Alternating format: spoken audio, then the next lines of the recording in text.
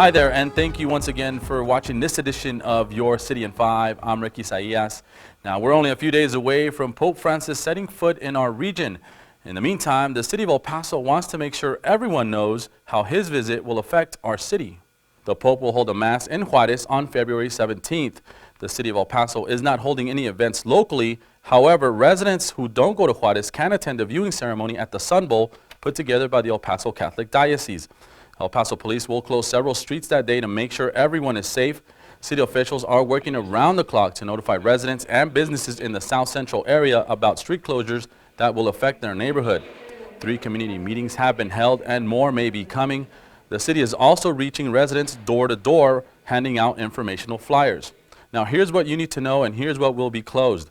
A section of South Central El Paso seen here will close starting at 3 in the morning. Businesses and residents in this area will have limited access. Now at 2 o'clock, the whole area will be shut down, meaning no vehicles or pedestrians will be allowed in or out of the neighborhood. Starting at 10 a.m., Loop 375 from US 54 to Yarborough will also be closed. Now all of this information is available online at pope915.com. There is also information on the Pope's visit to the border on the city's social media sites, that's Facebook and Twitter. In other city-related news, getting a traffic ticket is never fun, but municipal court is making the arrangement process a bit easier. The court is expanding video arraignments. On the date of the arraignment hearing, residents can choose to be arraigned by video by visiting the nearest bond office located inside the police stations at Pebble Hills, Mission Valley, and the West Side. Some people were saying they had difficulties getting out to the Northeast. So we thought, why can't we have a program like a Skype program where they could see the judge and get arraigned by video? And that's why we started it. The process is easy and only takes about 5 minutes. For more information, you can visit the municipal court online through the City of El Paso's website, elpasotexas.gov. El Paso residents now have a place to drop off glass bottles. That's because the city has expanded its recycling program to include glass items. The city purchased a glass pulverizer that is being used to crush and recycle glass bottles. This is only a pilot program for now, and it does not include putting glass bottles in the blue bin. Now, residents can take empty bottles or glass jars to any of the city's 4 citizen collection stations. Only glass bottles are accepted, though. Now, once the glass is crushed, residents can use it for landscaping or other things free of charge. Now, you can find out more about the new glass recycling program at elpasotexas.gov. And as we're getting closer to the Super Bowl, remember to recycle. Keep aluminum cans and cardboard out of the landfill and give them a second life by putting them in the blue recycle bin. Speaking of the Super Bowl, who's going to win? The Carolina Panthers or the Denver Broncos? The elephants at the El Paso Zoo will predict this year's winner by picking a helmet-shaped piñata the day before the Super Bowl. Last year, the elephants picked Seattle to win it all, but of course the Patriots won. Let's see who they pick this year.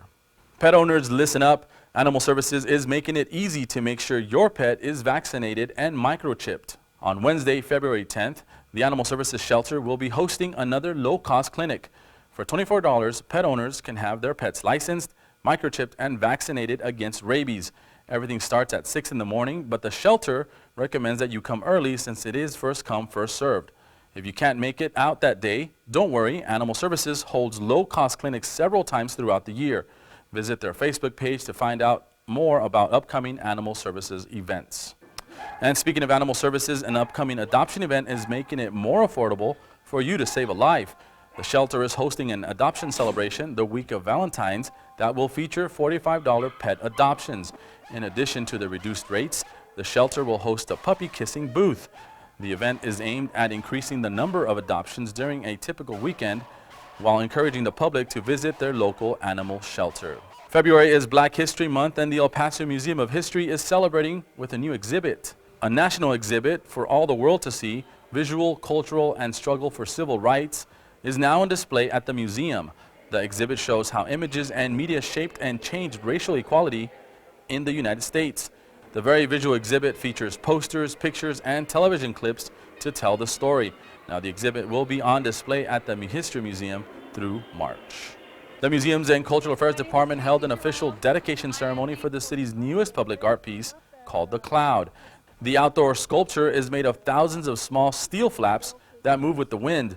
Now you can check out the art piece for yourself. It's near the UTEP campus on Spur 1966 and Schuster. And that's all the time we have for now, but you can learn more about all the services the city has to offer by visiting elpasotexas.gov. Remember, we're also on Facebook, Twitter, and YouTube. Until next time, I'm Ricky Saillas for Your City in 5.